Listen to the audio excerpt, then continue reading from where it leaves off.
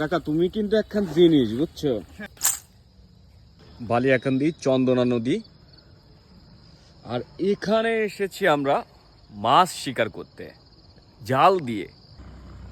কাকা বাদে তুই এটা কি মাছ রে? ট্যাংরা না, পুঁটি মাছ রে না, একদম নদীর খাঁটি দেশি পুঁটি একদম। আবার এটা কি ট্যাংরা?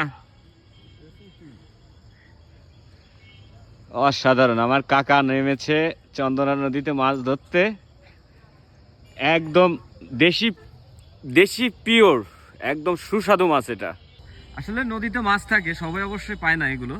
এগুলো ধরার আসলে একটা অভিজ্ঞতা, মানে নদীর মাছ শিকার করা একটা অভিজ্ঞতা থাকতে হবে। অভিজ্ঞতা না থাকলে ভাই নদীর মাছ শিকার করা যাবে না। ট্যাংরা না, দেশি ট্যাংরা একদম। ওয়াও কাকা, লাল দুরা টুরা পেছে না, হলদে হলদে কালার, সেগুলো কি করো? ছেড়ে দাও নাকি রান্না করে খেয়ে ফেলো? সন্ধ্যা লেগে গেছে। হ্যাঁ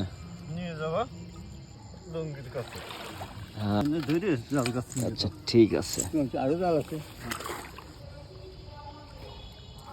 এটা হচ্ছে জাল, নিয়ে যাব ওই পাশে, আমাদের ওইখানে আর একটা জাল পাতা আছে।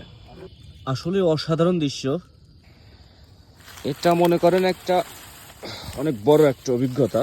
দেখি তুমি কিন্তু একখান জিনিস, এক কথায় ও অসাধারণ, একদম দেশি মাছ। আসলে একটু দেখানোর চেষ্টা করি আমি। অসাধারণ, মাশাআল্লাহ, অনেক সুন্দর। চন্দনার একদম দেশি মাছ। এখন হচ্ছে প্রচন্ড শীত, আগুন তাপানোর দরকার। কাকা আর ঠান্ডা হয়ে গেছে না? শীত লাগতেছে? শীত খালি নাই, অনেক শীত না? আগুন জ্বালিয়ে হাতটা একটু গরম করছে, বা পা তো অবশ হয়ে গেছে কাকা না?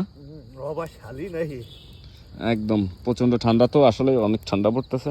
এর মধ্যে পানিতে প্রায় 1 ঘন্টা 1.5 ঘন্টার মতো পানিতে না? 1 ঘন্টা। ঠিক আছে, ধন্যবাদ, ভালো থাকবেন, সুস্থ থাকবেন।